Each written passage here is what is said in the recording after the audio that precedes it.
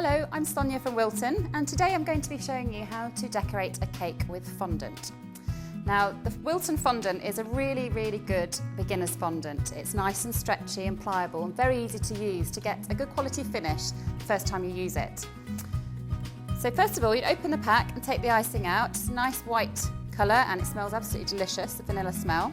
So we'd need the fondant until it's nice and soft and pliable and you're happy to work with it.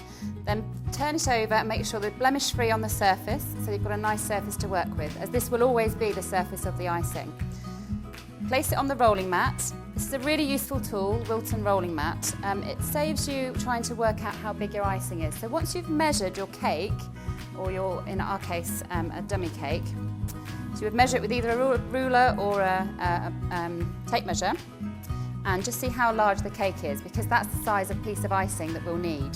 So this cake, I'm going to need 16 inches, so 16-inch piece of icing to cover the cake.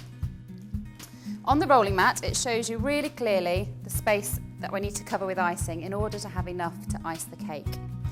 So now we put the icing onto the board. I'm just going to put some corn flour onto the board to keep it nice and smooth, as when we're rolling out, we don't want the icing to stick to the board.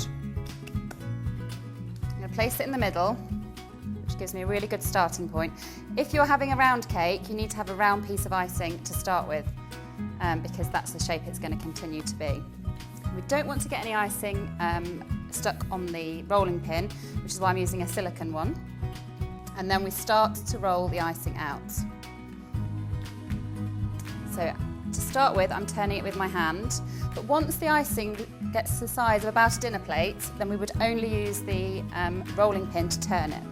So literally fold the icing over, turn it round, a quarter turn, and then re-roll. That prevents the fondant from stretching or cracking or getting any imperfections in it that you don't really want. And it also allows us to keep a really nice round shape going. Again, because we have a round cake to cover. So we want to try and keep all the icing a similar depth all the way through. So we try to roll from the middle outwards as much as possible in order that that happens. So I'm going to keep rolling. And as you can see, it's gradually getting to the size we would want.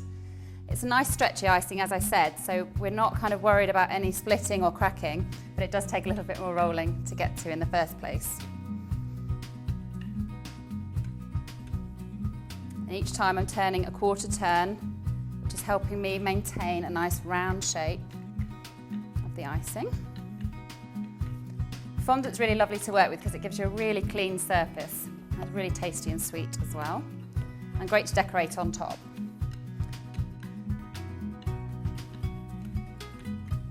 You can buy fondant in lots of different colours, but you can also colour it yourself, and we'll certainly look at that another time. But today we're going for a nice crisp white. Now I'm almost to the size I would like it to be, so I'm just going to keep turning and make sure I've got exactly the right size. Now you can see why it's really important that you have the imperfections, the side with no imperfections on the top, because this is still going to be the top of your cake. But the great thing about this is that if you do make a mistake, this fondant rolls really back really nicely into another ball. You can start all over again. So it's a great fondant to be trying the first few goes with. Right, so now we're going to move on to the cake, or in this case, polystyrene dummy.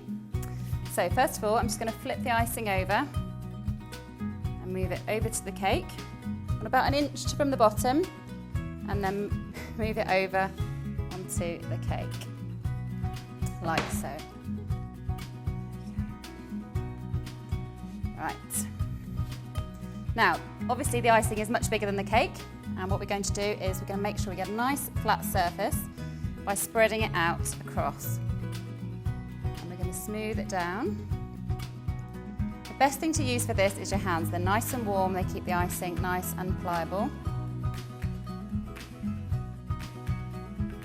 And you keep unfolding and smoothing, unfolding and smoothing until we've got no creases at all around the cake. You need to have a piece of icing, a piece of fondant that's bigger than the cake for that to happen, otherwise it will crease down the sides. Great thing about this, again, this fondant is that you can, when you've used up what you need on your cake, you just literally take it off, wrap it in some cling film or a plastic bag, and you can save it for use next time. Okay, so I'm going to use a fondant trimmer, which is kind of like a pizza cutter, really useful as it can go around the cake really nicely. And first of all, I'm just going to take away some of the bigger excess, just to give us a little bit less to work with.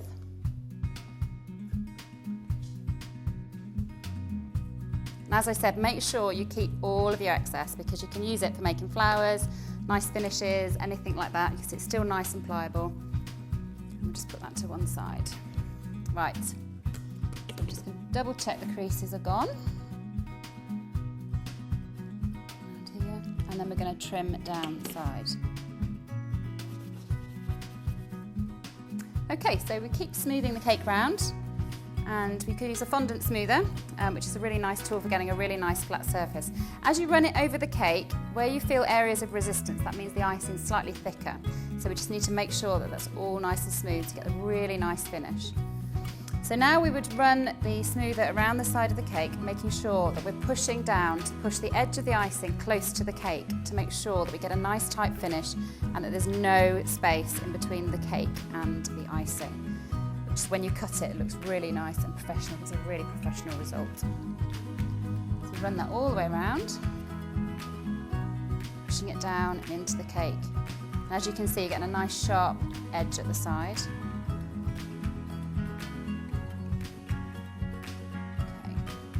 Now we're going to use the fondant trimmer to go around the bottom of the cake. So I'm starting sort of away from me so I can keep a really good eye on it. And just as close as you can to the cake. As you can see, it's going round. Obviously the wheel is giving me a really continuous motion so that there's no jagged edges at all on the fondant. And we'll just move that away, like so. Really good tool because although it's sharp enough to cut the fondant, it's not sharp enough to cut you, so it's great for doing icing, decorating with children as well because they can use it and they love to get involved with things like that. So then just literally run your fingers round the bottom of the cake just to make sure that the icing is attached nicely at the bottom, and then you're ready to start your decorating.